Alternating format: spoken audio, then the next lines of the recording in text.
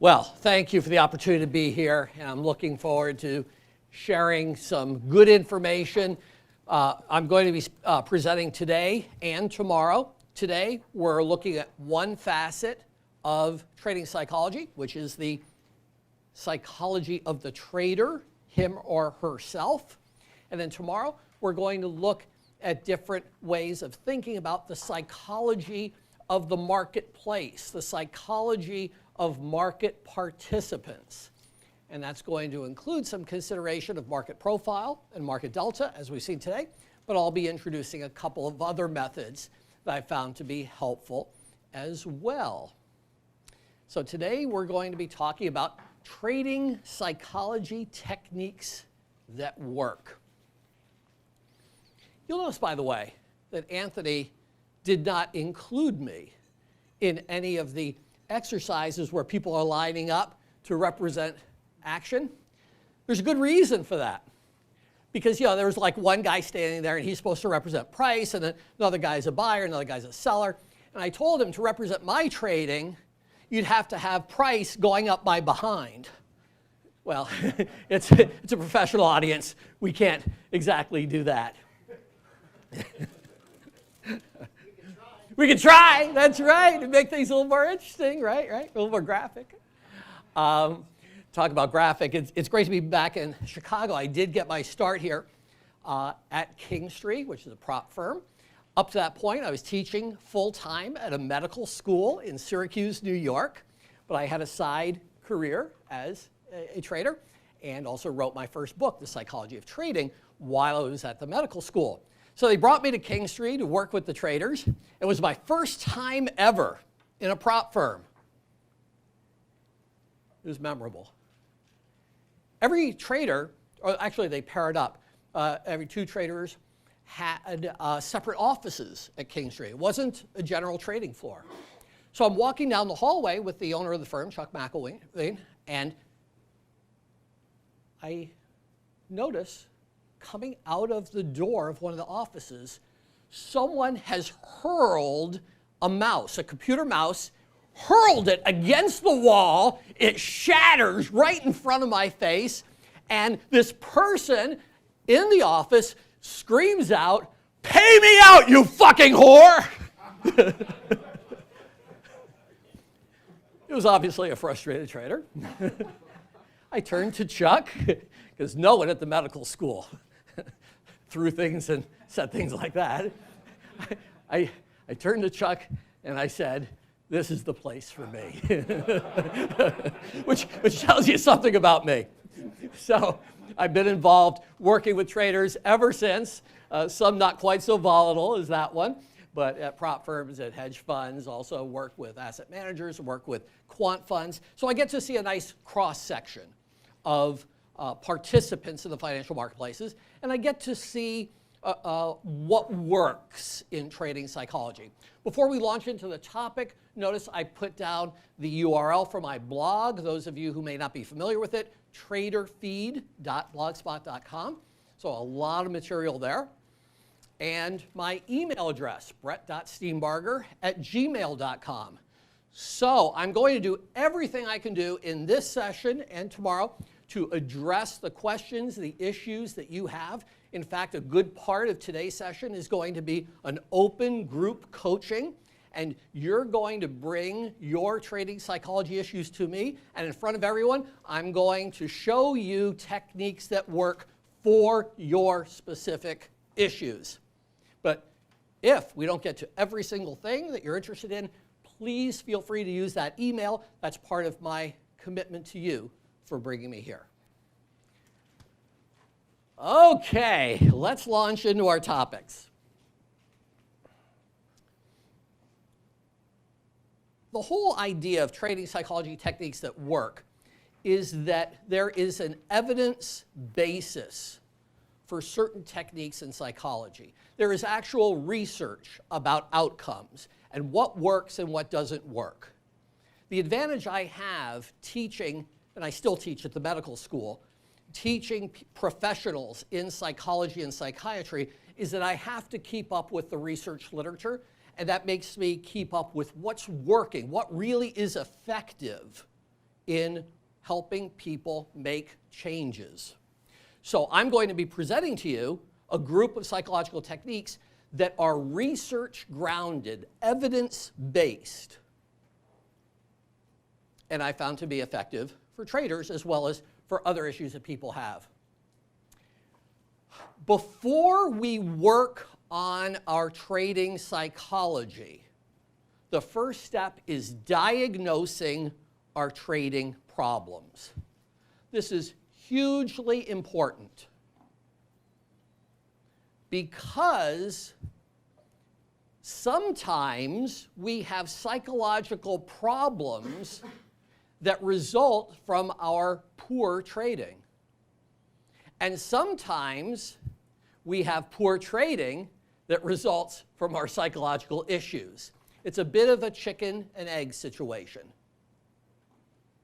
The psychological fallacy is that because we experience some psychological upset or frustration, we assume that our problem must be psychological.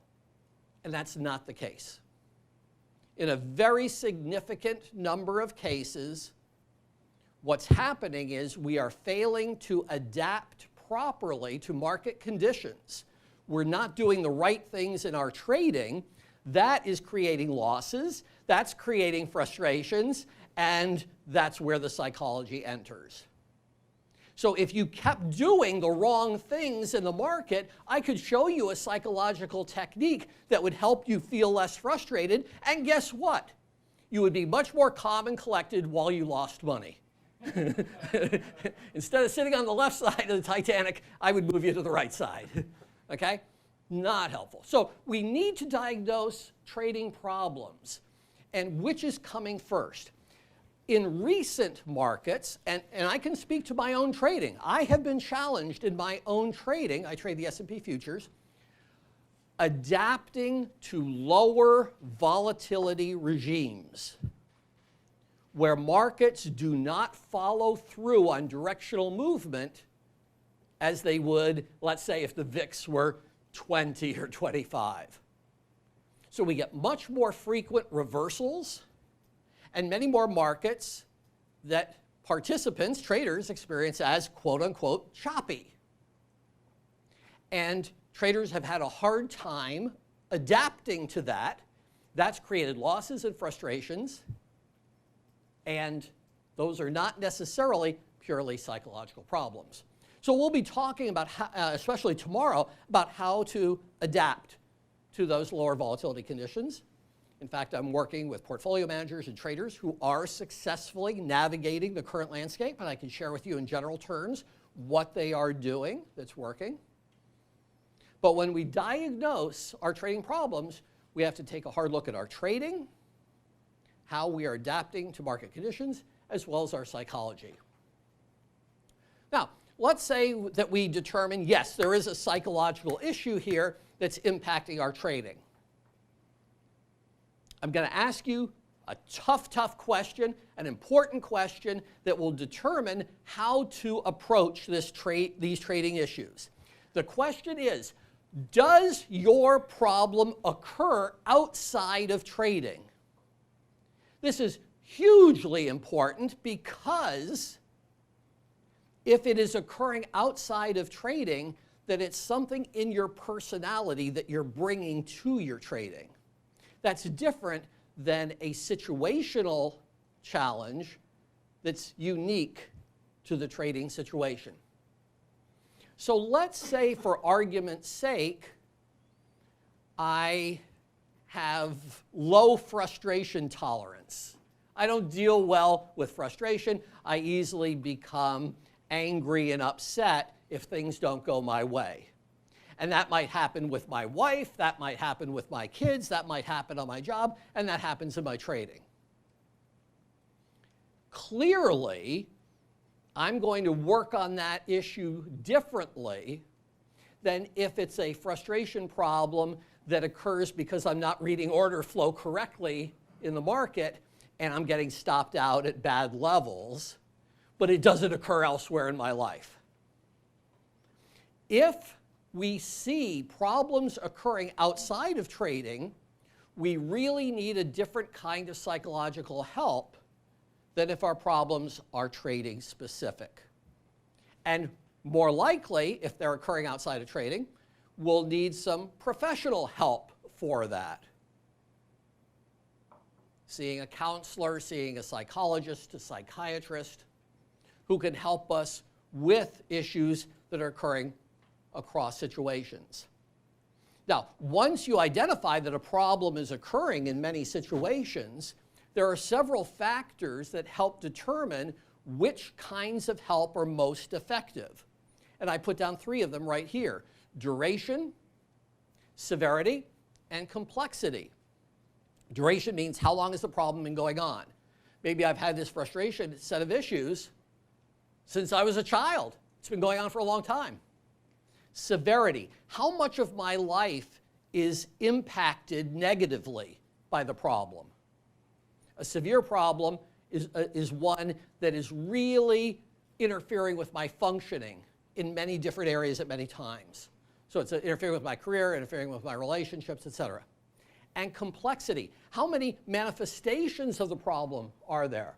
So a complex issue would be, I have low frustration tolerance, I tend to blow up in anger, but I also tend to deal with my frustration by drinking too much and by avoiding other responsibilities.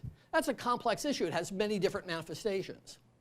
The more we see problems with a long duration, high severity, and significant complexity, the more likely it is we'll need some ongoing kind of help for those issues. We know from very hardcore research that a significant proportion of the population experiences clinically significant anxiety, depression, addictions, and other kinds of problems. Where I was teaching at the medical school, we had fully 12% of the student population needing counseling, ongoing counseling and help at any given time. There's no reason to believe that traders are any different or healthier a population. So this is very important. The issues that you may be facing in your trading might be significant issues, and if you're just looking for coaching advice, you're just tell yourself, oh, I should be more disciplined. No. There may be much more significant problems going on that are worth taking a look at and that you can address successfully with these techniques I'll be talking about to prevent them from contaminating your trading. Sometimes we'll even see, as part of the duration, that there's a family history of those problems. So like, for instance, my father and my brother might have low frustration tolerance. And lo and behold, I might go in for an assessment and find out that my low frustration tolerance is part of a more general problem that's related to attention deficits and maybe even hyperactivity. Well, now that requires a different kind of help altogether. There are some known medications that are very effective for that kind of problem. Maybe I have low frustration tolerance because I'm feeling low. Maybe I'm prone to depressed moods, and maybe that runs in my family. There are very successful medications with very low side effects that are helpful for that, particularly when they're used in combination with the right kind of counseling approach. So all of these things can be addressed successfully, but we first have to diagnose what the problems are before we can solve those problems. Too often, we assume that our psychological issues are just due to our trading. Maybe, it does happen, but in a significant number of cases. They are more general and need to be addressed through some ongoing help, and sometimes even some medical help.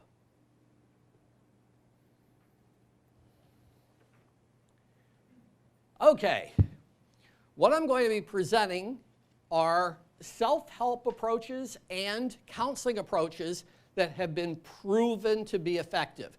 These can be used for ongoing kinds of counseling help, but they also can be used or adapted for us coaching ourselves, and I'll explain how that's done. So the first set of best practices or evidence-based methods are behavioral techniques for problems of stress and performance, pressure, or anxiety. So sometimes we make poor decisions because we're overstressed, we're feeling pressure. Sometimes we don't pull the trigger because we're afraid of losing money. Those are all anxiety-related problems. Stress, anxiety, we become fearful and we miss out on opportunities because of that fear of loss. It turns out that there are a number of behavioral techniques that are very, very, very effective for dealing with performance pressure and nervousness, anxiety, missing opportunities in markets. The second set of techniques are cognitive methods, and these are particularly effective in dealing with patterns of negative thinking, where we get really down, we get frustrated, we get upset, we feel hopeless because of losses or because we're not getting traction. And they're also helpful for perfectionism.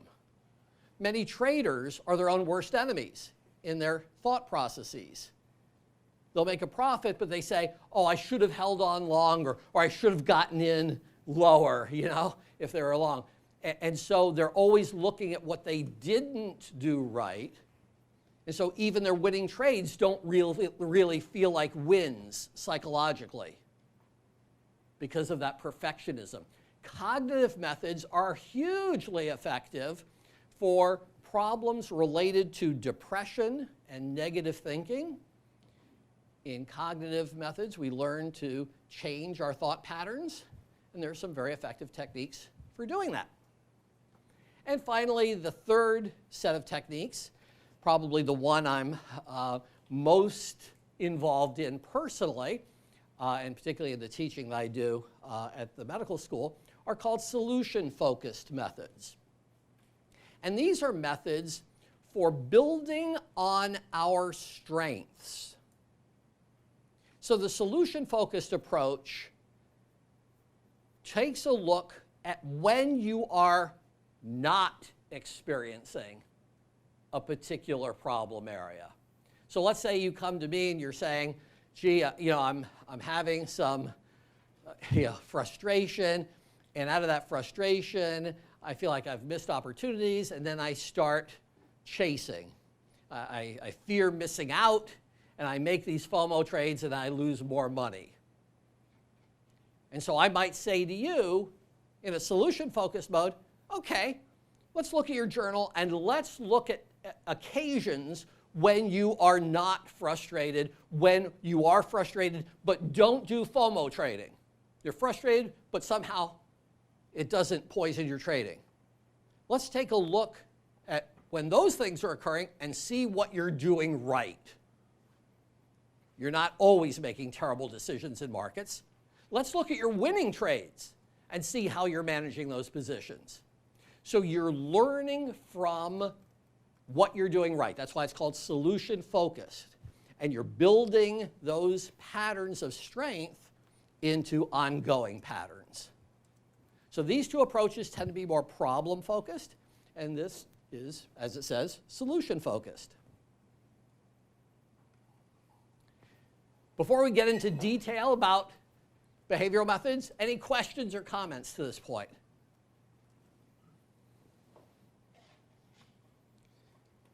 Because for the rest of the time, I'm going to teach you how to be a psychologist. I'm going to teach you these methods and what they're all about. You guys can put me out of business. It'd be awesome. Okay, so let's talk about behavioral techniques. The most basic behavioral technique that I use with traders is for the increasing self-control. Okay? So we're going to do a mini exercise right here, right now. I'm going to take off my jacket. Don't get too excited. And I know it's hard. It's hard. It's hard. Okay, so what I'm going to ask you to do is sit back in your seat and with your arms and legs at your side in a relaxed position. I'm going to ask you to close your eyes and breathe in very deeply and breathe out very slowly. So you're really deepening and slowing your rate of respiration. And while you're breathing deeply and slowly, maybe get an image in your mind of something peaceful, something relaxing. Maybe a favorite place that you have. Could be a place by the ocean, a place that you remember fondly growing up. But just get an image in your mind. Very peaceful place. You're right there. Breathing deeply. Breathe in. Hold it just a little bit. Breathe out slowly. Then breathe in deeply. Breathe out slowly. Keep it deep. Keep it slow. And stay focused on that peaceful scene.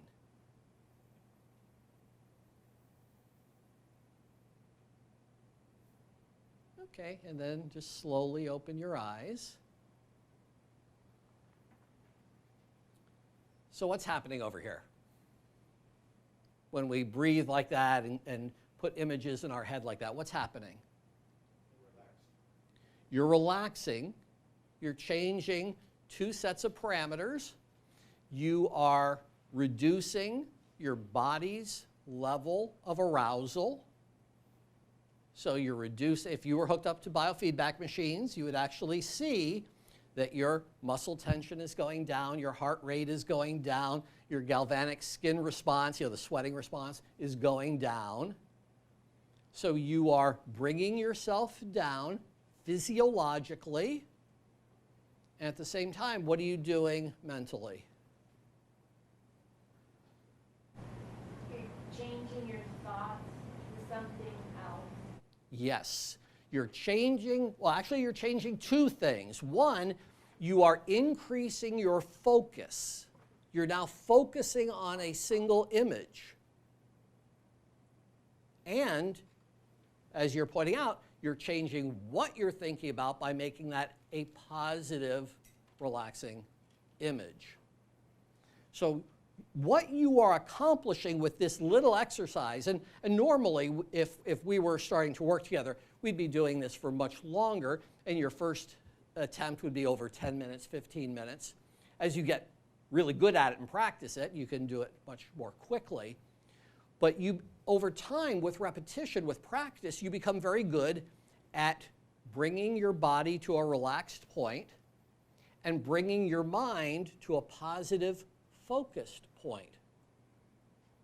Now, when I'm all anxious and worked up, remember we use behavioral techniques for anxiety and stress-related problems. When I'm stressed and I'm all worked up, what's happening to my body?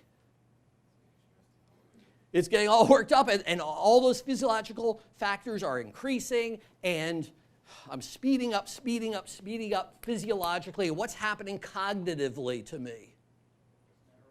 What's that? Focus narrows? Focus can narrow and certainly can jump around from one narrow focus to another.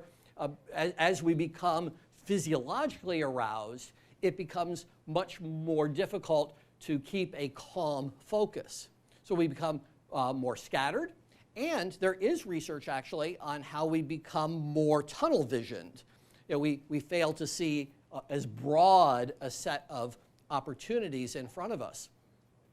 Yeah, it's the fight or flight response. That's exactly what stress is all about. And so that's a good way of framing it. What we're doing is, in the self-control methods, we are simply using breathing and focus to get out of the stress state, to get out of the flight or fight mode, so that we can focus our attention on the challenges ahead. And if you practice that and practice that and practice that, you can become very good at that. to the point where it might only take you 30 seconds to take some deep breaths, focus yourself, calm yourself, and get back to the market. Okay, so that's a very simple behavioral technique. That's usually the one I start with when I work with people. Then we can build on that to accomplish some other purposes, including mindfulness. You've probably heard a lot recently about mindfulness coming from Eastern philosophy, the idea that we want to be an observer to ourselves rather than caught up in our own problems and issues. So when we are mindful, we stand outside ourselves and we're less controlled by our stresses. So a very simple way of adding mindfulness to the self-control method is through a set of behavioral techniques known as progressive muscle relaxation. So how do we do that? You're sitting there, your arms and legs are at your side, and then you're going to start at the bottom part of your body with your toes, and you're going to clench your toes very slowly and really tighten them and hold your toes together, and then slowly release, release, release, and feel what it's like to have your toes relaxed. And then we're going to do that with your calf muscles. So you're going to lift your instep, and you're going to stretch your calf muscle, and you're going to make it tight, tight, tight, tight, tight, and then slowly release, release, release, and feel what that's like. And you're going to work your way right up your body, tensing, tensing, tensing, and then relaxing, relaxing, relaxing, until you get to the top of your body with your forehead muscles. So what you're doing is you are entering a state of great body awareness. Instead of being focused on markets and all the frustrations, you are now using the body focus as a way of being mindful, as a way of being self-aware. Yes, Merritt. Would you say that yoga would accomplish the exact same thing? That's exactly right. And here's a good point that Merritt over here is pointing out, that there are many paths to accomplish mindfulness. One technique that I've used successfully, those of you who read my blog know that I have rescue cats. And these are cats that have been neglected or abused. And we've taken them in and socialized them, and they're very friendly with each other and very loving with us. And so there's a form of meditation called loving kindness meditation. And we meditate while filling ourselves with feelings of love and tenderness and appreciation. And so I imagine myself holding one of my cats and stroking her and feeling the love and feeling the appreciation. That's just another way of being mindful. Yoga, where you're being very body aware through your exercise, another way of being mindful. So there are different approaches that can accomplish the same purpose. And it's fun to experiment with those and see which ones speak most to us and work best for us. Now, we take the behavioral techniques to a whole new level with what are known as exposure methods. So let's go back to our self-control techniques. You're breathing deeply and slowly and imagining something peaceful. So you're imagining being on a beach or in a forest, something very relaxing. In exposure techniques, you create what's called a hierarchy. The hierarchy is a series of steps, and there should be at least 10 steps. And the steps are based on the stress level of the problems you're facing. So if frustration with trading is part of my stress, my number one scenario will be a low stress situation. Low stress situation might be I'm late preparing for the market day and I have to rush to catch up in time for the open. Not hugely stressful, but there's a low level of stress.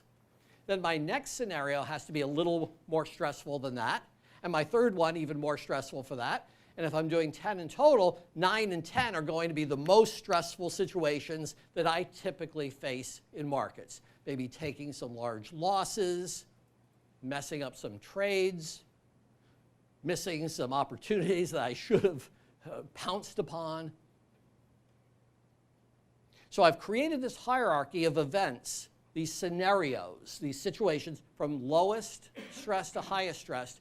And then, while I'm breathing deeply and slowly and seated comfortably, as in the self-control technique, I'm vividly imagining not the peaceful scenario. What am I imagining? The stressful situation, but I'm starting at the bottom of the hierarchy. I'm not going to overwhelm myself. So I start with the least stressful situation, and I rehearse that mentally. It's like playing a movie in my head where I'm vividly imagining being in that situation and what it feels like. And I play that movie, that scenario in my head again and again and again while I'm breathing deeply and slowly. And I might even imagine how I would like to handle that situation. So I create an ending to the movie about how I cope well. But I vividly imagine the frustration, the problem, the stress. So what's happening over here where we are doing this again and again, rehearsing stressful scenarios in our head while breathing deeply and slowly? What is that accomplishing? It's like the military. What's that? I think of it kind of like the military training. Oh, how's it like military training? That's very interesting. They really put them into high stress situations during training so that they know that they've been through it, they can handle it, so to speak, and get through it. Yes, that's a very good analogy. And the behavioral psychologists make the distinction between what's called in vitro and in vivo techniques. And in the military, it's in vivo, it's in real life. And that is part of exposure work. The advantage of in vitro, we're using visualization, so we don't actually have to go through losses in the market each time we practice this thing. Instead, we can imagine vividly. We use the power of imagery, and we use that so that we go through it again, again, again. So what's going to happen if you go through a stressful scenario in your head, I'm going to make this up, 30 times? What's going to happen the 28th, 29th, and 30th time? It's not stressful. Why is it not stressful? What's that?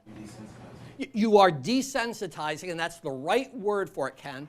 You are creating a desensitization. You're repeating it so many times that it loses its emotional force. You know, my analogy is telling a joke, and maybe it's a funny joke. And you tell it a second time, you tell it a third time, you tell it a fourth time, you tell it a fifth time. Would you stop telling the joke already? It's not funny. Okay, that's my analogy. That when we repeat the same thing again and again and again and again, it loses its emotional force. So we literally are reprogramming ourselves with exposure methods. This is the #1 most effective technique for problems of traumatic stress. And I would argue, not everyone would agree, but I would argue that many traders do experience traumatic stress when they have not exercised good risk control and they've taken outsized losses. And now all of the fears, all of the feelings, all of the trauma of taking the big loss comes into their trading even when they're taking normal losses. That's what happens in traumatic stress, is that what happened in wartime, the real stresses, now all of a sudden in day-to-day life, anything that's similar can trigger the same set of feelings. So the person who's been in war and in heavy gunfire, all of a sudden they're walking on the street, they're back, they're civilians now, they're safe, and they hear a backfiring car, and what happens? They go into a total anxiety attack because they're reacting to the stress. They're not the traumatic stress. They're not just reacting to what's happening here and now. Many trading problems have occurred because traders have not engaged in adequate risk control and have created traumas for themselves. And now they're experiencing anxiety and they're experiencing distraction because those emotions from the big losses are coming back to them. So exposure techniques are great ways to address these. It's the #1 most effective technique for traumatic stress in the psychology research. So we practice the scenarios that stress us, and we keep rehearsing it until we extinguish the anxiety. And once that happens, we go to the next level on the hierarchy. And we extinguish the anxiety at that level. And then we go to the next one. Literally, we're reprogramming ourselves. Merritt mentioned the in vivo approach, and sometimes we can use those exposure methods in real time so that we're doing that reprogramming. I shared in one of my books that I was involved years ago in a traumatic car accident in which I was a passenger, the seatbelt wasn't working, and the driver turned onto a busy road outside Ithaca, New York, and a car hit us broadside. We flipped over 1.5 times. I'm in the front passenger seat. My head goes through the back windshield, and I'm upside down. I turn my head, and all I see is blood coming out of my head.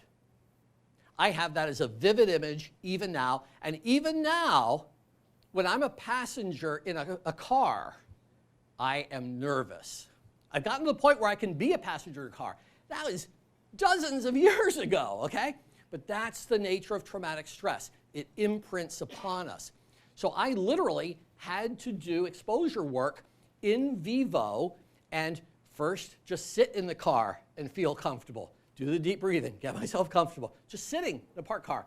Then, okay, I'll sit in the passenger seat. I'll get myself comfortable. And then I'll just drive the car just a little bit up and down the driveway. Won't even go on the road. And I have to get myself calm doing that. And that took a significant period of time for me to finally be able to get back on the road because of what happened. So that's the nature of traumatic stress. It's unappreciated that this goes on for traders, and I see it time and again. These are great techniques for dealing with that. Yes? A question with regards to the exposures technique. You mentioned the car accident. How would that apply to a trader in a losing position? How would that apply to a trader? What? In a losing position. Yeah, so the equivalent, I think traders have train wrecks, just like I had a car wreck. Oh, yeah. Okay, yeah, been there, done that, yeah, right. Okay, and that's how it applies, because if we lose our capital or a significant portion of our capital, it's not just the loss on our bank statement, right? I mean, we're also losing something emotionally, psychologically. This has a certain meaning to us. And so it can be very threatening to us in our future personally if we take a huge loss, if we get into a train wreck in trading, just like I got into a car wreck. And so that makes us super nervous about taking future losses. And it makes it hard. Sitting in a car and Yeah. Exactly. And so working on that would be very similar to working on my car situation. How similar? I'm sorry, I don't mean to. I mean, in your case, you sat into the car, and then you began driving the car. Yeah. And so I start driving the car in the driveway, and then I start driving just a little bit on our little side street, and then I drive for a little longer, then I drive a little faster, and then I go on a slightly more busy street. So I had a very gradual hierarchy. The equivalent for a trader would be I go back to trading 1 lots, and I get calm, and then I'll do 2 lots, you know?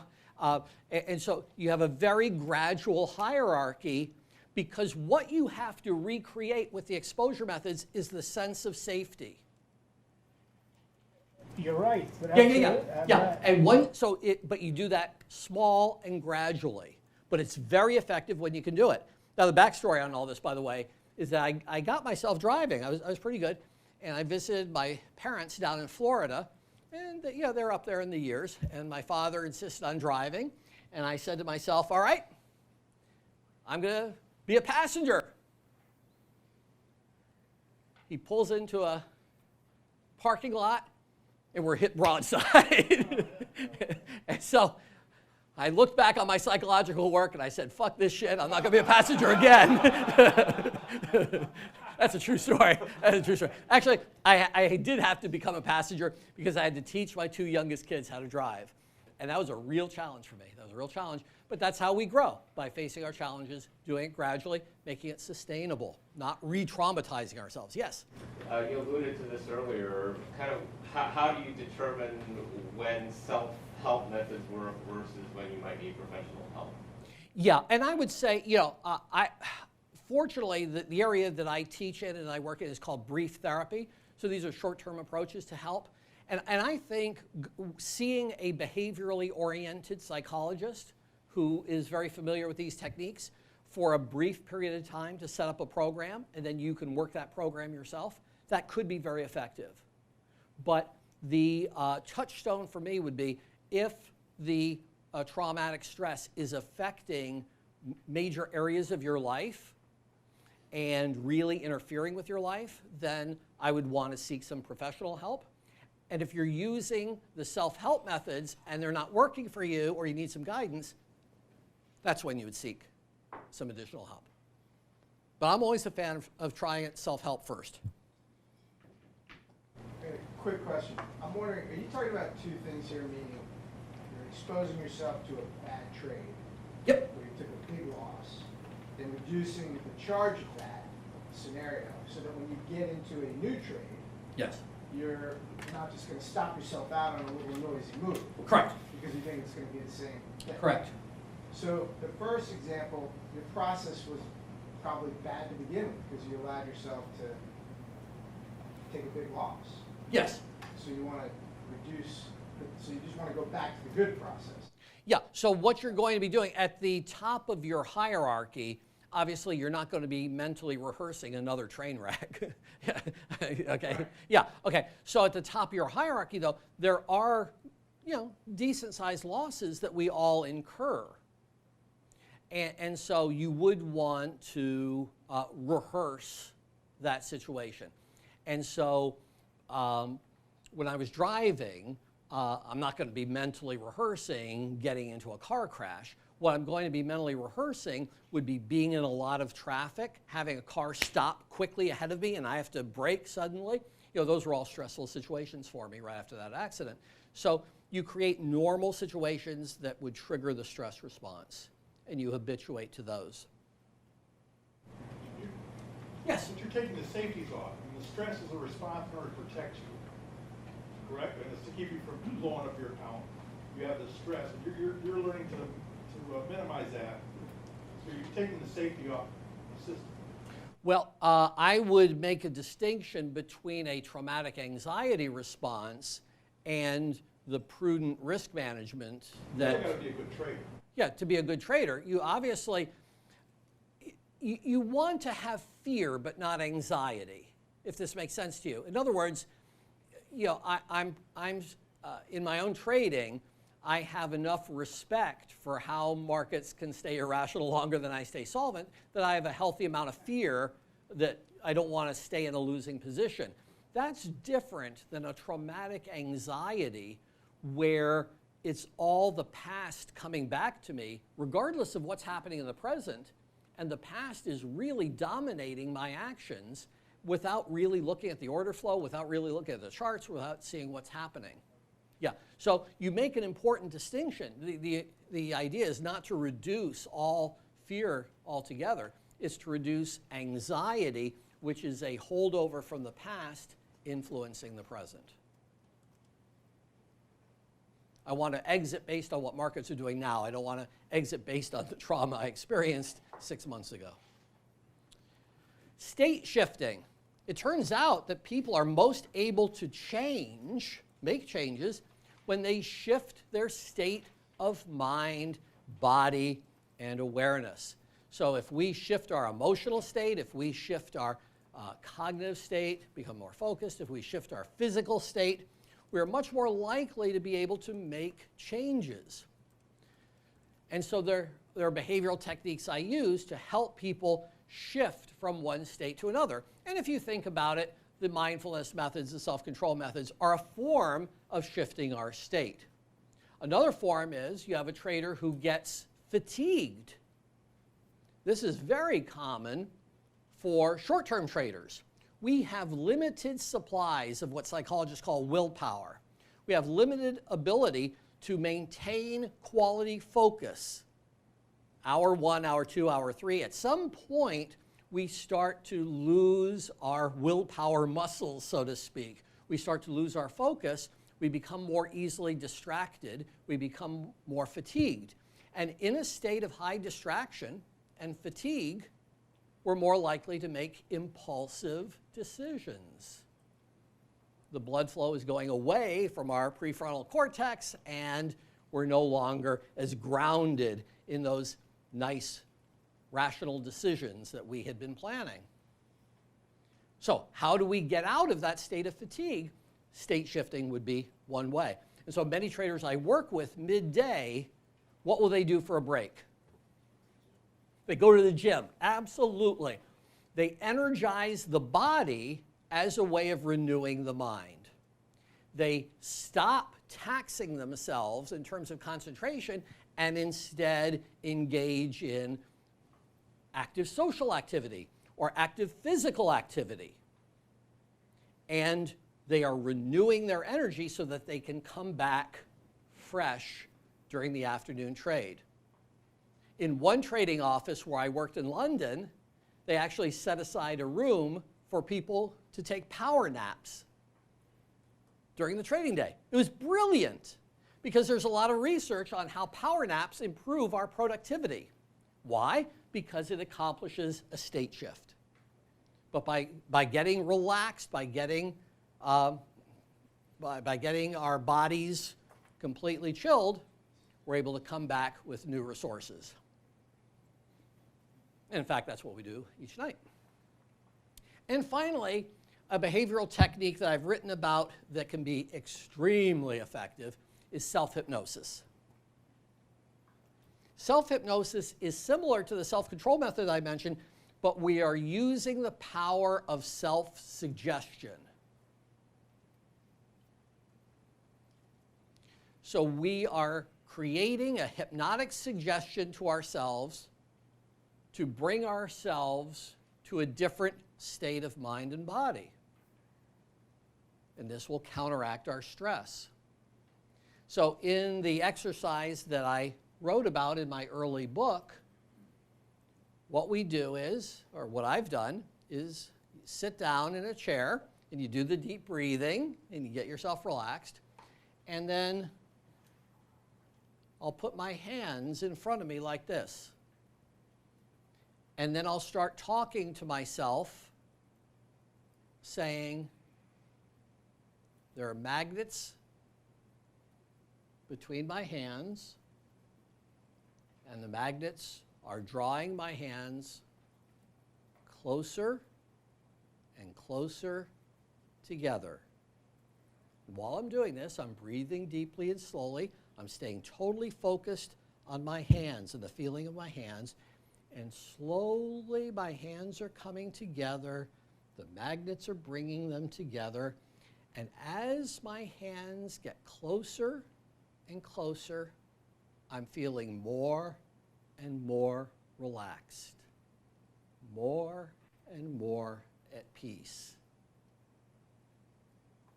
Slowly, slowly, slowly, the hands are coming together.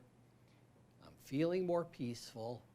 And when my hands touch, I'm going to feel very quiet, very still, very much at peace, so that I can go forward in a unstressed frame of mind. The hands are coming closer and closer. And of course, eventually the heads touch. You take the deep breath, slowly open your eyes. Okay? So imagine doing that 200 times, just for argument's sake. What's going to happen? You'd be a pretty peaceful guy. Yeah, but what happens and what makes self-hypnosis really interesting is that we have created what the behaviorists call a connection, a stimulus-response connection, between the state of peacefulness and what? Putting the hands together. There you go. Thinking like a psychologist. So now we now associate putting the hands together with being in a totally focused, peaceful state. And by repeating that again, we create that stimulus-response connection. And so if you were to see me in stressful situations, I mean really stressful situations, I wrote about this one too. I was driving with my wife on Interstate 81 up in upstate New York, and early in the morning, because we're going down from the Syracuse area to New York City, and so we're driving south on Interstate 81, and car ahead of us, it's like 5 in the morning or something, car ahead of us starts weaving, and then it goes off the road and rolls over. Of course, I had been in an accident like that. Yeah. And so I stopped the car, roll down the window, and I can hear screaming coming from that car. What's the first thing I did? Without even thinking, what's the first thing I did? What's that? Run to the car? No, I didn't run to the car. I went back on the road and went to New York City because I didn't want to lose time. No, that was not what I did, okay? Being a psychologist, that would not be cool, okay? So what did I do? Calm myself down. Yes. I'm sitting, and I can see that moment right now, and my wife's sitting to my right in the passenger seat, and I take a breath, and I put my hands together. And I didn't even think about doing the exercise. It came naturally to me because I had been practicing that. I put my hands together because I knew that this family, I sensed that this family was panicked, and the last thing they would need from me, right, is for me to panic. And so I put my hands together, and I got really peaceful. I walked over there. I said to my wife, wait here. Walked over, calmly talked them through what had happened, and made a call to police to get an emergency vehicle over there, and talked to them calmly that help was on the way. Went back to my car once the emergency vehicle arrived. Went back to my car, and what happened then? I started shaking like a leaf, thinking about what could have happened and what that could have been like. I was totally anxious at that point. But doing that exercise had put me in a zone where I could talk to those people and be effective for those moments. And so to me, that was a real-time validation of the self-hypnosis work. That here it came to me without me even planning it. And I've seen that in my own trading where things will get fast. You know, the market conditions get fast, I'm confused, and I'm starting to think about getting in, getting out, and then all of a sudden I put my hands together. And I take a deep breath, and I'm feeling peaceful, and I'm waiting for things to make sense. And that prevents me from making some bad decisions. So very, very effective, but it takes repetition to build it into that kind of reprogramming that we were talking about with respect to state shifting. Any questions or comments about behavioral methods? Can you just demonstrate the hand thing again? We'll start out here and just slowly. Yeah, so what I'm doing is I'm putting my hands out here while I'm seated comfortably and breathing deeply and slowly, and I'm just telling myself, and I have also recorded this, and sometimes I'll play it as a recording, as if someone's doing a hypnotic induction with me, and they'll say, as there are magnets between your hands, and slowly you feel your hands coming closer and closer together, and as your hands are coming together, slowly you're feeling more and more peaceful, more and more relaxed. And then you're telling yourself when your hands actually touch, you will be at peace, you'll be calm. But again, it takes the repetition. Yes? So how often and for how long will you actually do that? And then once you sort of put your hands together, If it is a true hypnosis, how will you come out with it? There are a lot of misconceptions about hypnosis. And in fact, it's not like you're in such a trance state that you lose control. Yeah, a trance state is really a hyper-focused state. So you're completely aware. So if I were doing my exercise and then suddenly one of my children, God forbid, yells out because they're hurt, I would be able to stop the exercise, right? But what you're doing is you're getting yourself into a hyper-concentration mode, and you're highly focused, really slowed down, and you're doing it for as long as it takes to get into that peaceful state. And in the beginning, my experience is that can take people 15 minutes or so, each time, and then they will repeat it. And sometimes the people I work with, they'll repeat it multiple times a day. They might do it in the morning to get really focused, in the afternoon, midday, and in the evening before they go to bed. So it's that regularity, that repetition. That being said, I've done some of these behavioral exercises for extended periods of time. I've done marathon sessions on myself where I listen to very repetitive music. I've written about the music of Philip Glass.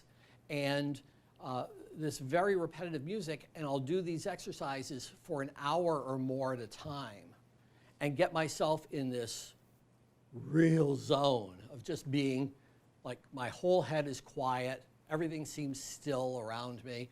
It really is an altered state of consciousness. And I have found that has a lasting effect. So I think there is something to be said for doing more extended sessions.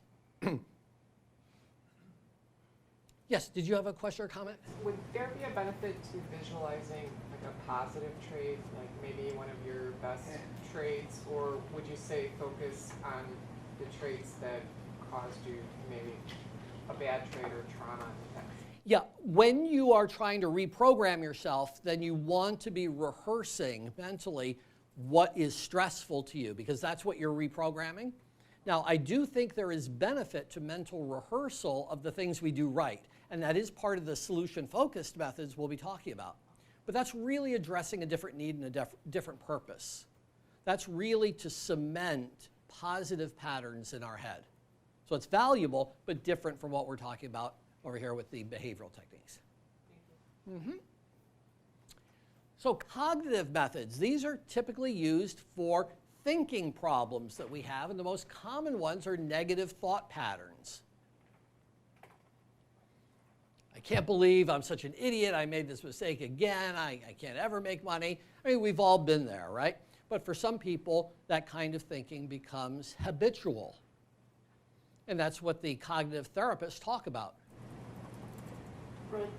To go off your top point there, and I don't mean to interrupt you or anything, but the identifying negative thought patterns, could that be associated with a particular chart pattern too? And say that this chart pattern is showing me some negative psychological thought patterns based on those attributed? Does that make sense? It does make sense, but that's typically not how the cognitive methods will be used, because we're really focusing on our own processing. And so let's say we see a chart pattern, but we start talking to ourselves about that pattern in a real negative way. Like one of my favorites is traders will start talking about the market as being quote unquote manipulated. Now, I've never seen a trader making money who said, oh yeah, I made money because they manipulated it and I profited. No, whenever they make money, it's because they've done all these things right and their analyses have been so great. And when they lose money, it's because, those damn algos and it's manipulated and all. Okay, but that kind of frustrated thinking about manipulation would be a cognitive pattern that might show up in the face of a trading pattern, in the face of a chart pattern. So that's where I think it could be relevant. We're identifying our negative thought patterns, and we are using a cognitive journal to track our negative thinking and to shift, to change our negative thinking. So let's talk about what's in the cognitive journal. You create 4 columns, and the 4 columns are headed up A, B, C, D. A column stands for activating event. And all that means, psychological speak, for the specific situation that set you off. What activated you? What set you off? What turned you negative? What's the event? What happened in the market? What happened in your trading? That's column A. Column B is the belief that accompanies that activating event. So what were you telling yourself in the face of this event? So I lost money and I was getting frustrated. That was the activating event. My belief was that here it's happening to me again. This is a totally manipulated market. That was the belief. That was the negative thought that I was telling myself, the negative conversation I was having with myself. C stands for consequences. So what are the consequences of that negative belief? It's making me frustrated, it's getting me down, it's getting me distracted, it's leading me to take poor trades. So all the negative consequences of this negative thought pattern, this belief. It's ABC. And in the beginning, we just work on the ABCs. We're going to get to D in a minute. But you work on the ABCs. Why are you working on the ABCs? Why emphasize that column C? Motivation for the future. Motivation for the future, motivation for change. What the research tells us is that we're most likely to change and to stick with change if we are emotionally connected to the consequences of our negative behaviors. This is why, are any of you familiar with AA meetings? Okay. I've been to quite a few during my time as a community psychologist in Cortland, New York. And one of the things I was impressed by is they talk about hitting bottom and all the consequences of their drinking and how they lost relationships, how they lost their job, how they lost their driver's license. And they are talking about those consequences. Why? Why are they rehashing that and going through the emotions again and again? What's that? So they change. So they become so fearful of going back there that they're going to maintain their sobriety. And this is why in the steps of AA, what do? You take a fearless moral inventory and you make amends to the people you've hurt. That's focusing on consequences. So you are really using that column C to say, wait a minute over here. Look at how much I have lost with this negative thinking pattern. Look at all the opportunities I missed. Look at all the money I've lost. Look at all the frustration I've been through. Look how much stress it's put on me and my family. And you absorb yourself those consequences and you say, I don't want to do that again. I don't want to be that person. And that gives you the motivation to say, I'm not going there. I'm not going to keep talking to myself that way. Now, you may not know exactly how you do want to talk to yourself, but you interrupt the negative thought pattern. And that's your first step of huge progress when you're doing cognitive work. Identifying the negative thought pattern and interrupting it and getting so emotionally connected to the consequences that you just don't want to go there anymore. And by doing the journal, ABC, it structures your self-work. It allows you to work on yourself and stay grounded in those consequences. And then D, column D, stands for disputation. D-I-S-P-U-T-A-T-I-O-N, disputation, because you are disputing the negative beliefs. You are arguing against them. You're smacking them down.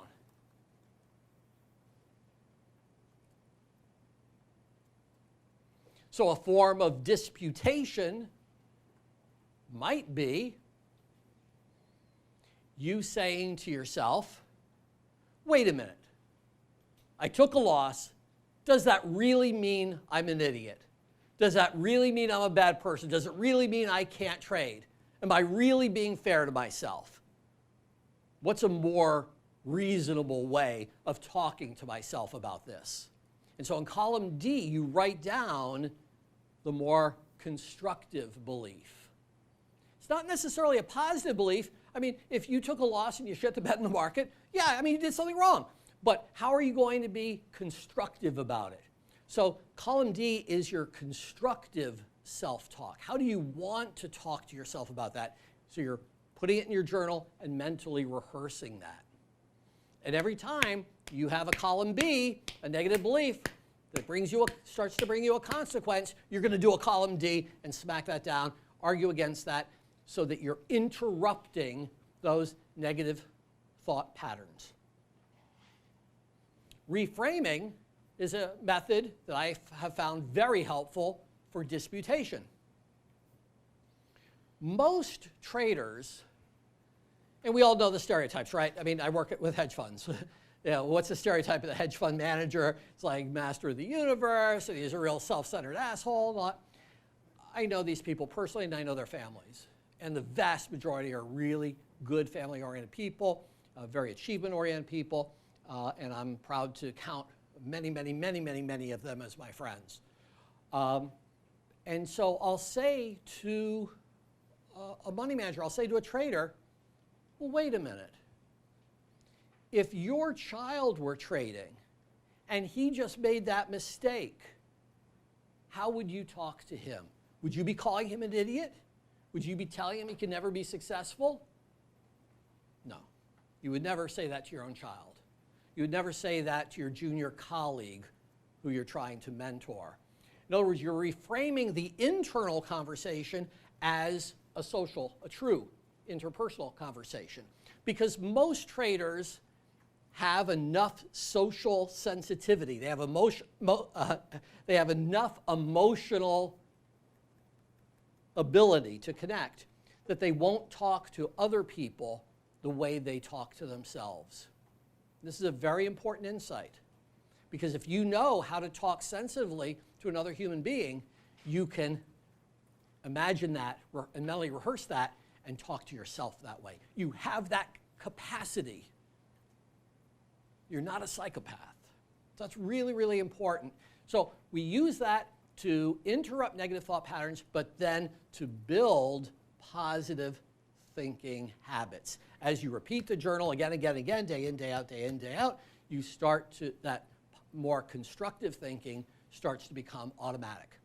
The number one effective counseling technique for problems of depression, perfectionism, negative thinking.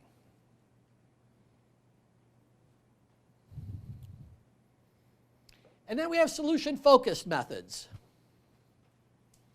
In solution-focused methods, we're really implementing the recent research work that I've written about concerning positive psychology. Solution-focused methods are all about building positives, not just solving problems. It turns out that many traders are having problems with their trading. They're experiencing losses. They're having difficulties with their processes, not because they have overwhelming psychological problems, but because they are failing to build psychological positives in their lives. They're not acting on and building their strengths. The research tells us that there are 4 big areas of positive emotional experience. The first area is happiness, things we do for fun. Second, fulfillment, things we do that are deeply meaningful to us. The third is energy, things we do to activate ourselves, to stimulate ourselves, either intellectually or physically. And the fourth area is relationships, affection, things we do to be close to the people that matter to us. Those are the 4 big areas of positive experience. So if you were to look at your daily calendar, week in and week out, Monday, Tuesday, Wednesday, Thursday, how much time are you really spending on activities that are fun? How much time are you spending on activities that are deeply meaningful and fulfilling? How much time are you spending on energy activities, on relationship activities? Very often, traders become so absorbed with their work and their other responsibilities that they stop firing on those 4 cylinders. And as a result, they're not as energized, they're not as positively attuned as they could be, and they more easily fall prey to frustrations and negative thinking. So in solution-focused approaches, we keep score with respect to our outcomes. So what does that mean? We track our P&L for different trades, different kinds of trading, and we focus on the patterns of trading that are working for us. Focusing on our successful trading, and we are reverse engineering. What did we do? What did I do over here that was so successful that I'm making money? Maybe before I was losing money, now I'm making money, not just on 1 or 2 trades, but across a number of days. The market didn't suddenly become so easy. So what am I doing differently? What am I doing differently to come up with my ideas? What am I doing differently to manage myself psychologically? How am I playing to my strengths as a trader? How am I building these 4 positive areas of my life that might be energizing me? So we reverse engineer the success because our best trading, our profitable trading, ultimately reflects our best practices, what we do best. For many traders, they come to me with a problem and they want me to help them solve the problem. But the solution is already there in their best trading. Look at your winning trades. See how you did that, reverse engineer that, and you have the solution. I don't have to give it to you. I don't have to tell you. I don't want to make you a trader like I'm a trader. You already have trading success. What can you learn from the best within you? And then once you've reverse engineered that, once you've identified what you do well, then you turn it into a process. You repeat it so that you create it as a positive habit pattern. That's the essence of solution-focused work. You define ideals, where you want to be. And then you take a look, what am I already doing that brings me closer to those ideals? And what can I learn from that, and how can I make that more and more a part of what I do?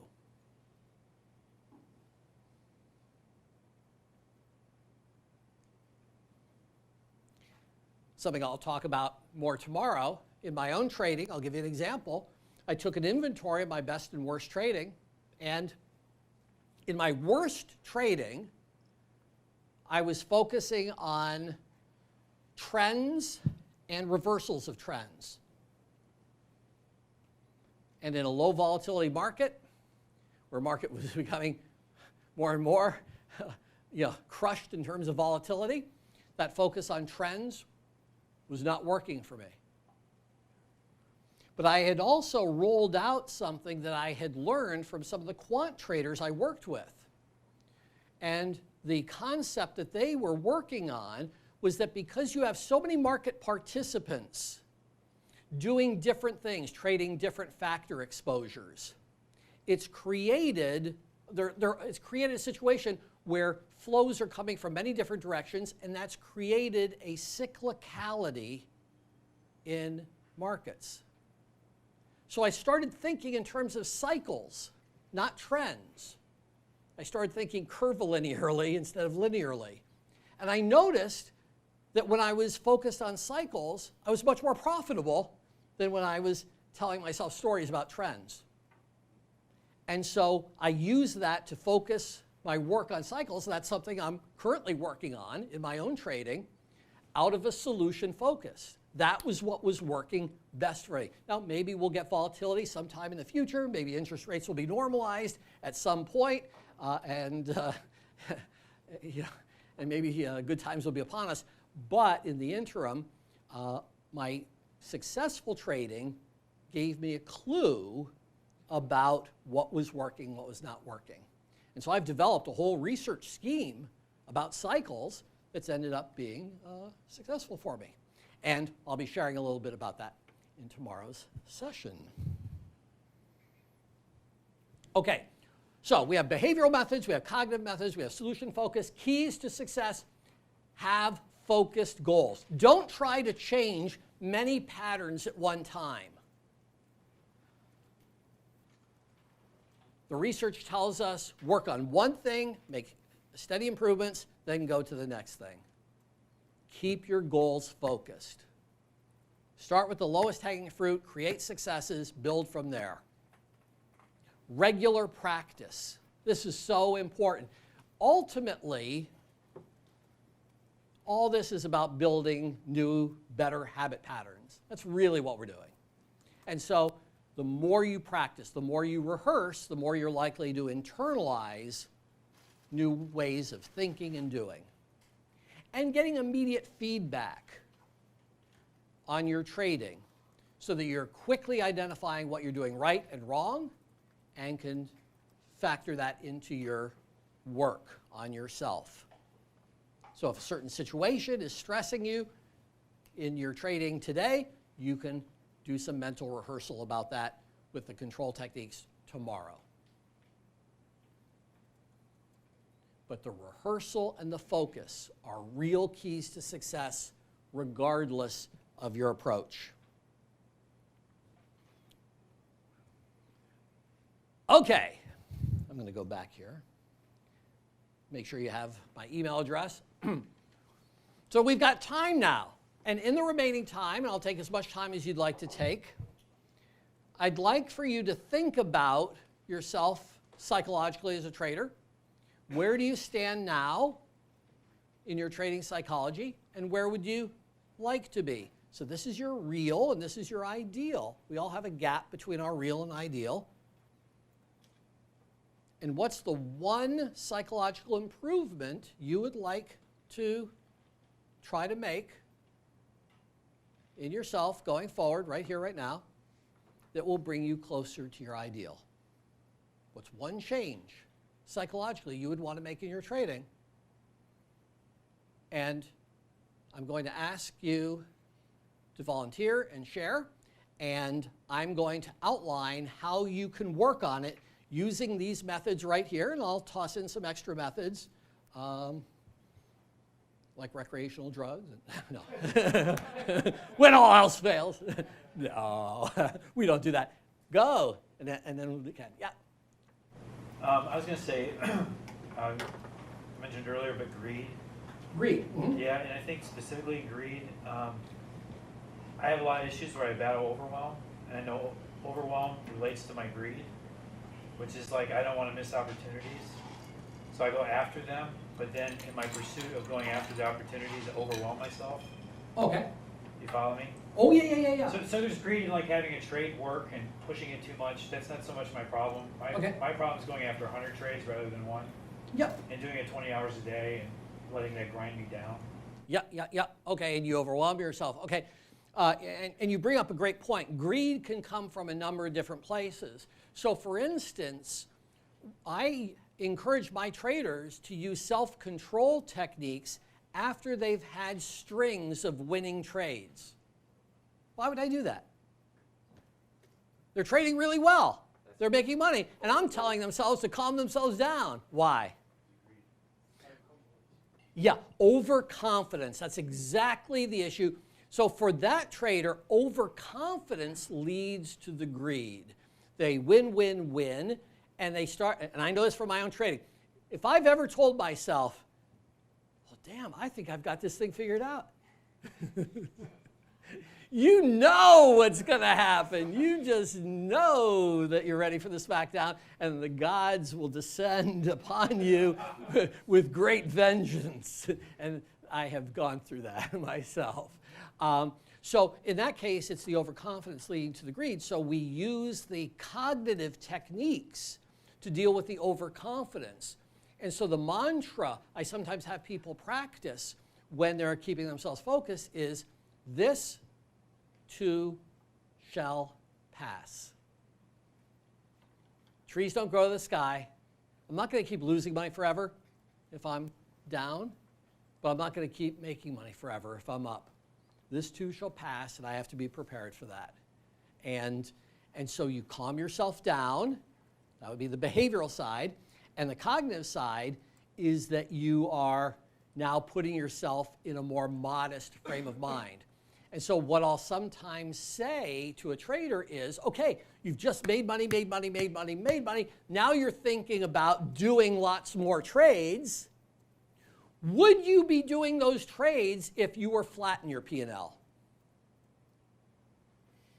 And many times the answer is no. But the cognitive reframing here, remember we talked about reframing? The cognitive reframing is, would I take these trades if I were down a little bit of money, or if I were flat in my P&L? Or am I playing with house money just because I had a bunch of recent successes? So we use the cognitive techniques to challenge the overconfident thinking and to make sure that we're making trading decisions for the right reasons. Now, that being said, there can be reasons for overtrading and greed that aren't just about overconfidence.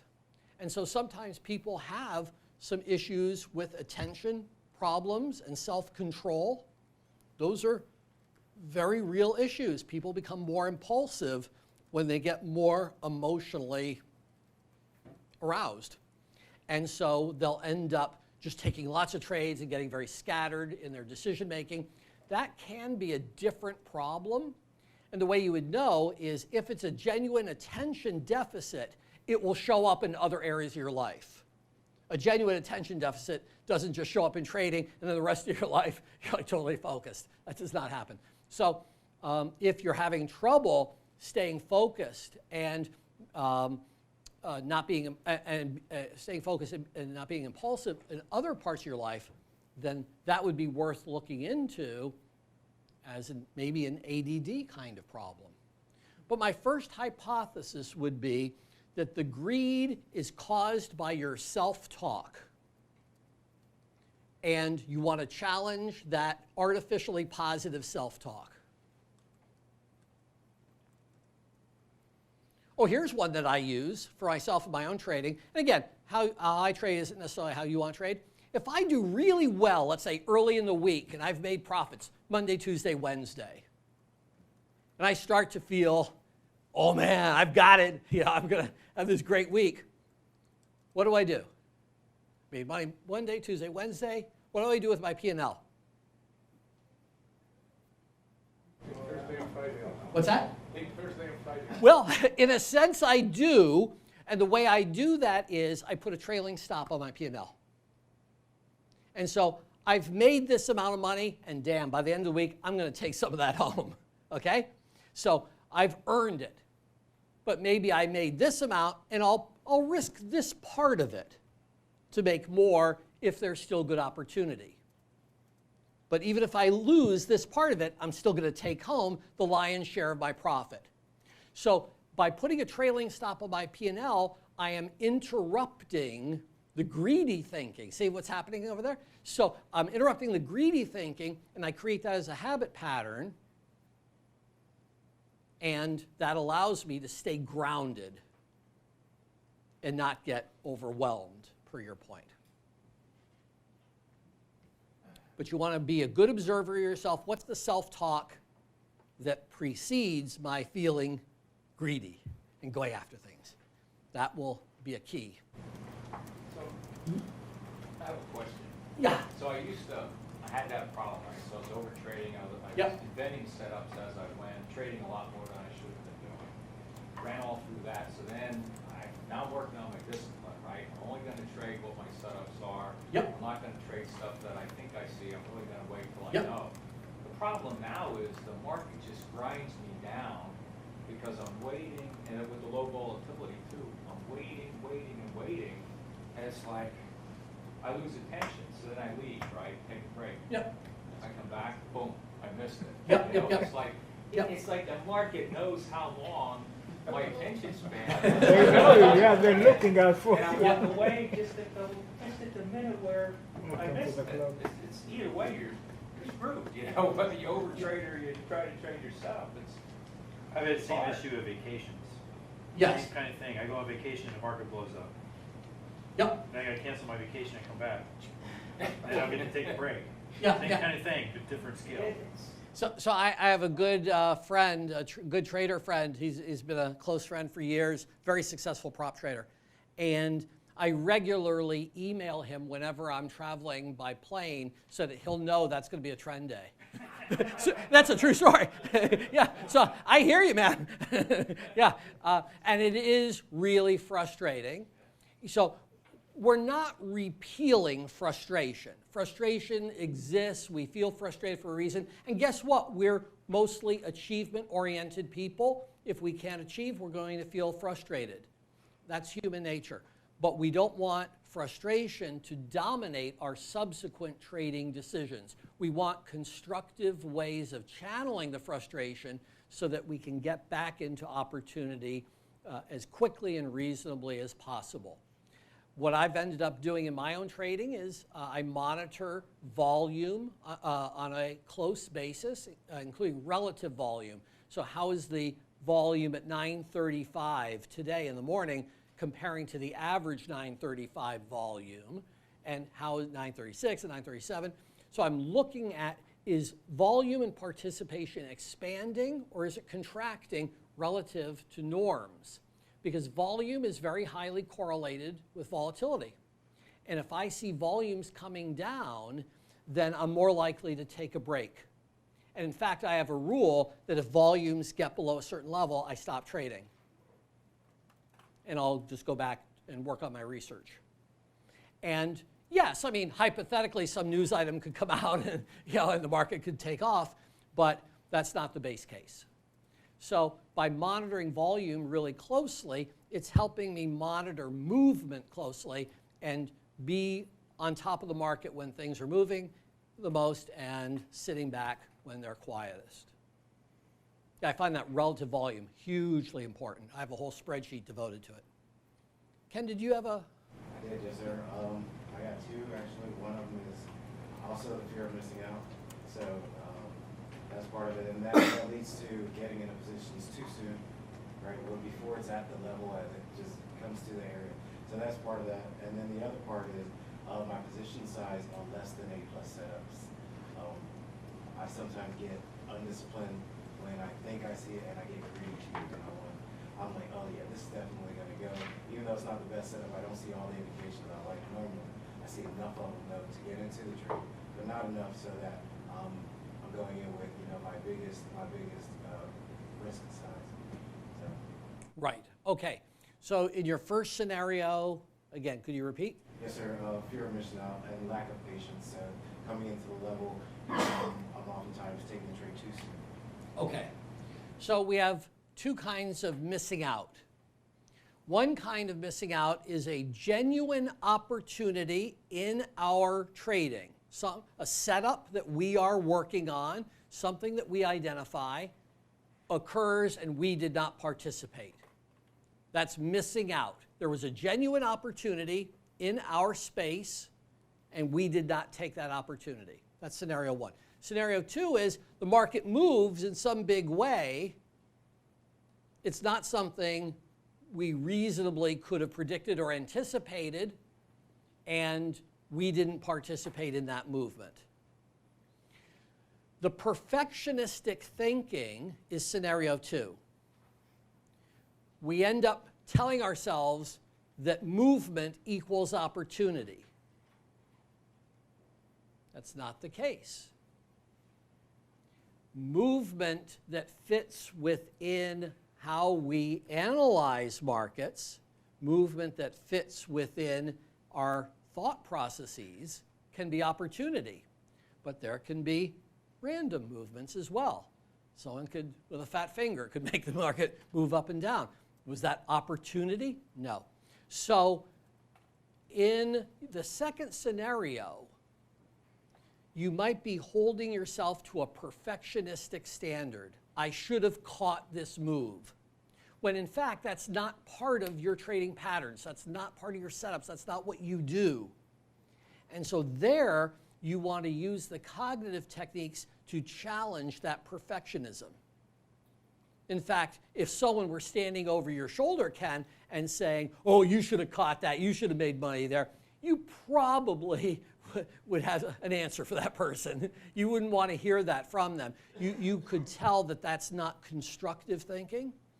And so that allows you, imagining that scenario, how would you feel if someone else said that to you, allows you to step back and be in a state of acceptance. Okay, this moved, I didn't participate, I'm not going to catch every single move at every single time frame. Let's get myself focused, calm, and let's see how the market trades from here. So you're rehearsing a much more self-accepting mind state. Now in the first scenario, if you miss out and it's something that you had been looking at and it's a pattern that you've traded successfully in the past and you miss it, then, like losses we experience in trading, we want to figure out, what can I learn from this? Why did I miss this? Did I become distracted? Did I get too caught up in an opinion about the market so I didn't see how the market was actually trading? Why did I miss this? So now you reverse engineer. You figure out, what did I do wrong here? Why did I miss that? That's not me. And what can I learn from this that I'm going to apply to my next trading? So notice how you're getting away from beating up on yourself and looking at losses or looking at missed opportunities as something to learn from. The answer to FOMO is being in a state of mind that says, of course I'm going to miss out. Am I going to catch all movement? I mean, the euro is moving at 4 a.m. You may miss that. Crude oil is doing something over here because of in Asian hours. Yes, of course you're going to miss out. It's okay to miss out. What you want to be doing is trading your patterns the way you trade them best. And so you are challenging that standard and you're getting yourself into a quiet state of acceptance. And if you make a mistake, it's frustrating, but you learn from it. You embrace your losses. When you lose, you say, this is here to teach me something. When I lose, the powers that be upstairs are teaching me a lesson. What am I meant to take away from this? They don't stop, they keep teaching. What's that? I said they don't stop, they keep teaching us. Yeah, exactly, until we start learning. So true. And so that helps us get out of that frustrated FOMO mindset. Yes? Just a question on adapting to market conditions. Say you see something, an opportunity, but the way you normally trade, it just doesn't fit in, like you're talking about. It just doesn't fit into my, say, your cookie cutter setups. Right. How would you suggest adjusting to, say you think the market's gonna, there's gonna be a move to the upside on a longer time frame, but if you're a short-term trader, how would you suggest filling that gap between some analysis you did that the market could really go up to how do I capture something in the day time frame? You follow what I'm saying? In other words, there's a disconnect between having a good opinion and being able to execute on it. And so Yes. at the end of the day, you had an opinion, but you didn't make a dime. Right. And typically, and this is something, as you know, that I wrote a recent blog about on Trader Feed, that in any battle, in any war, let's talk about war, let's talk about the military. In any war, there is always strategy and tactics. In any game plan, think about basketball or football. In any game plan, there's strategy and there's tactics. Strategy is your overall approach to winning. It's the big picture, what you're trying to accomplish. So the enemy has certain strengths, the enemy has certain weaknesses, you have certain strengths, you have certain weaknesses. You're looking to exploit the opponent's weaknesses with your strengths. That is strategy. Tactics is how you go about doing it. Tactics is the football quarterback who sees how the defense is aligned and calls an audible. So they implement the strategy with a specific tactic. What happens with traders, and this happens a lot in the hedge fund world, is that they're really good at strategy. They're really good at the big picture, but they're not firmly defining their tactics of what would get them to act on this big picture. What would they need to see? So to use Dr. Kepler's example, someone might have a big picture idea that the market's going to be going up considerably. But the tactical entry might be those volume nodes that he was speaking about. High volume node followed by low volume node. That is the setup. That is the tactic that gets you involved in the bigger picture view. And so what becomes important is, using the behavioral techniques, is mentally rehearsing your execution tactics. If you have a view, a bigger picture view on the market, you are mentally rehearsing what specifically would get you to act upon this view.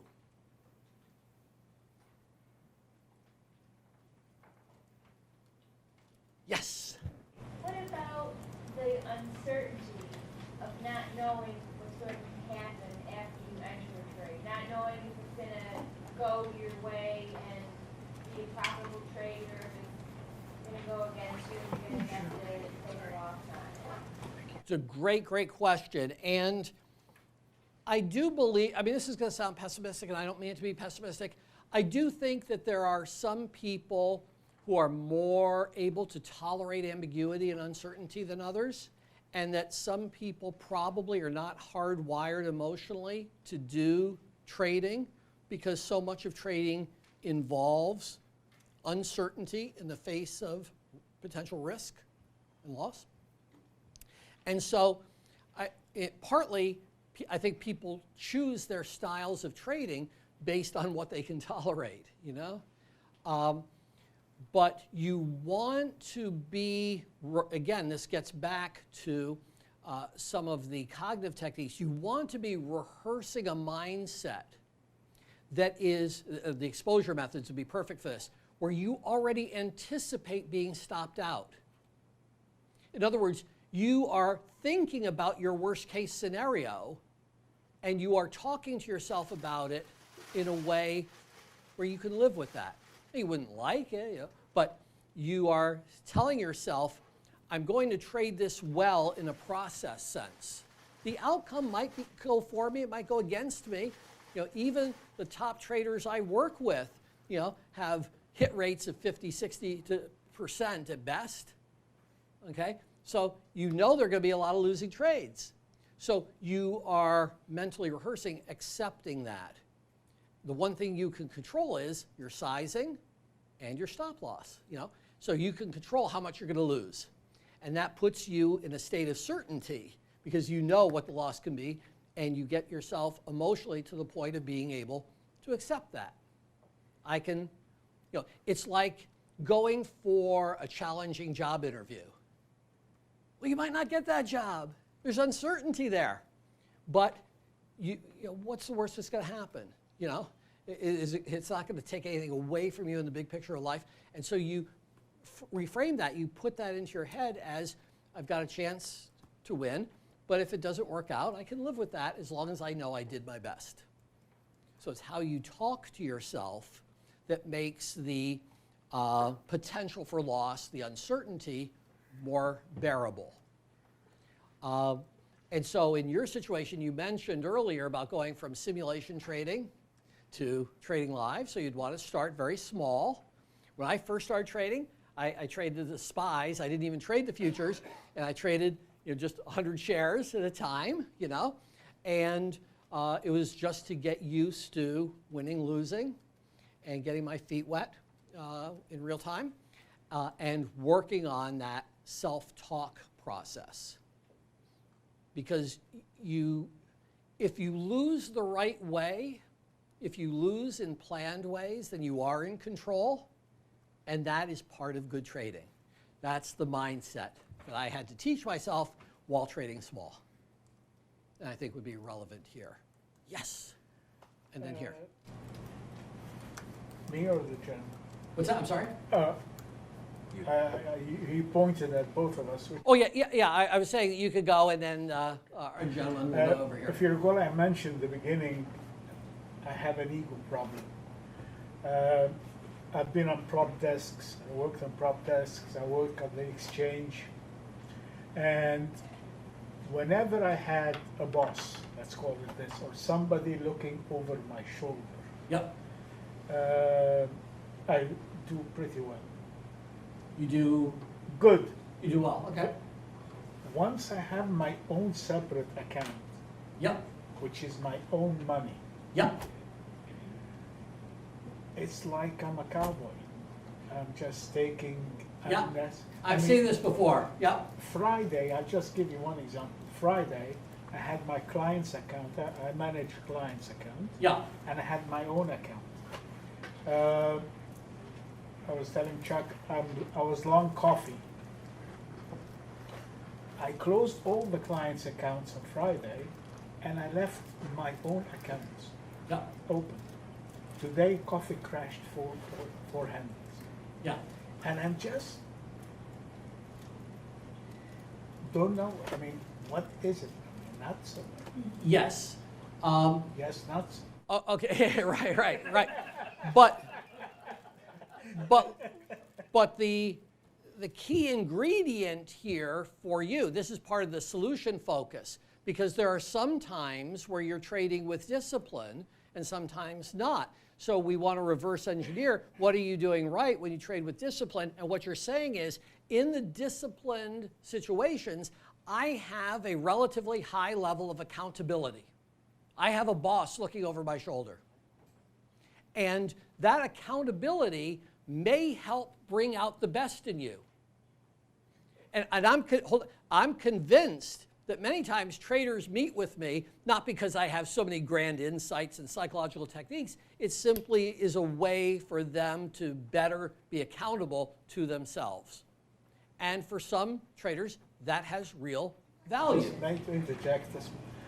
In planning my trades and getting into the trades, I work like 20 hours a day. I have a very strict plan of action, how That's I great. see it. But getting out of the trade, I will get out for my clients, and then my ego says, no, it's still going to go. Right. Stay with it. I mean, I told you about this $500,000 trade. Yep. So I'll tell you what I'm doing currently with a trader right here, right now. This is great that we can discuss this. So this trader was doing the same exact thing and would set up a very good plan for the trades and then would fail to follow through on the plan. And so what we're doing is we're keeping score of the number of occasions where he follows through on the plan and the number of occasions where he doesn't. And this is a measure. If he has a high percentage of times where he follows through on his plan, we're calling that integrity. And if he doesn't follow through on his plan on a large number of occasions, we're calling that self-betrayal. And he has to give his integrity score and his self-betrayal score to his colleagues, to his boss, and to me every single day, every single week. Now, he has enough pride in himself that he doesn't want to be publicly sending out self-betrayal, self-betrayal, self-betrayal.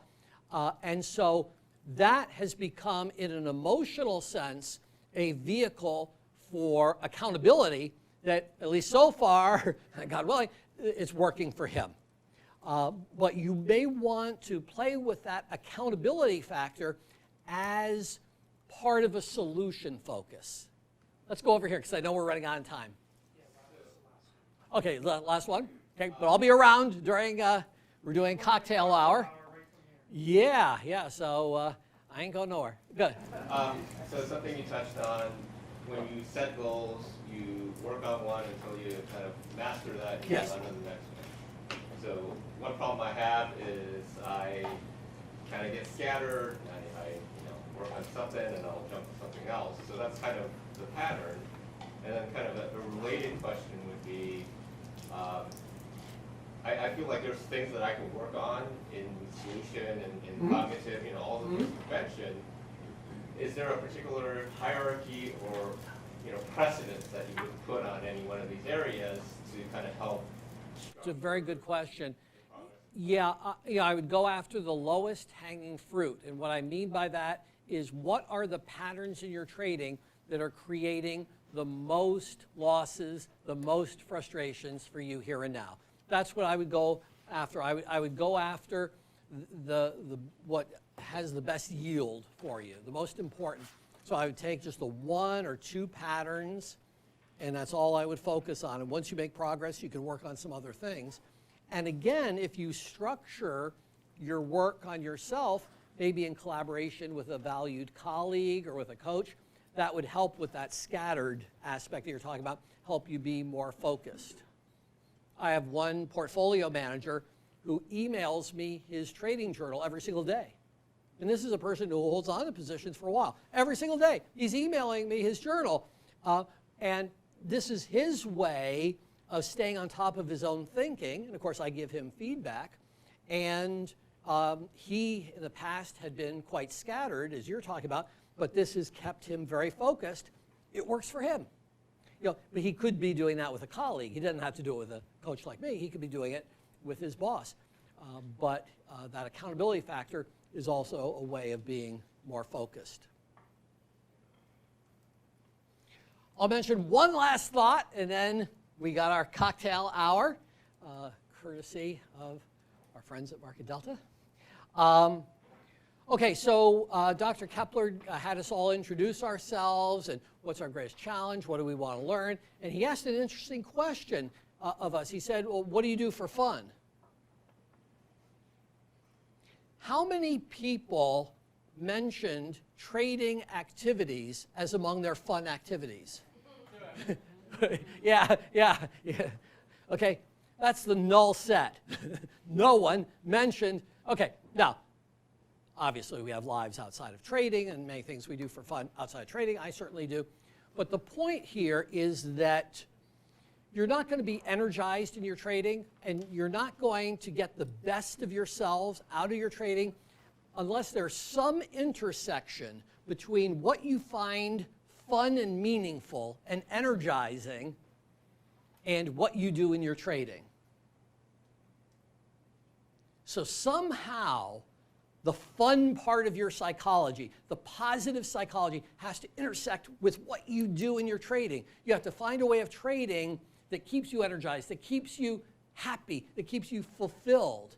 And that's a challenge, especially during times of drawdown. But it is doable. Different things speak to us based on our psychology, but you want to figure out, how do I make my trading process as fun as possible, as meaningful as possible, as energizing and stimulating as possible, and as closeness building as possible with respect to colleagues and others. Okay, thank you. Futures, by the way, Brett? Do I what? Do you trade futures? Yes, I trade the S&P futures. Yeah. And I only trade the S&P, so I've really become a specialist that way, and I trade on a short time frame, mostly intraday, occasional overnight holds. And so you're using the volume and the relative volume on the S&P and the futures? Yes, yes. So I'll talk a little more to this tomorrow in my presentation. We'll be talking about the psychology of the marketplace. But absolutely, I'm using that with the S&P futures to gauge movement volatility. And then in the market delta kind of way, we want to divide that volume among buyers, sellers to see who is dominating the trade and how that's changing. Yeah, so that's a huge part of how I trade. There are a couple of other aspects to it that I'll be happy to share with you tomorrow, including that view of cycles.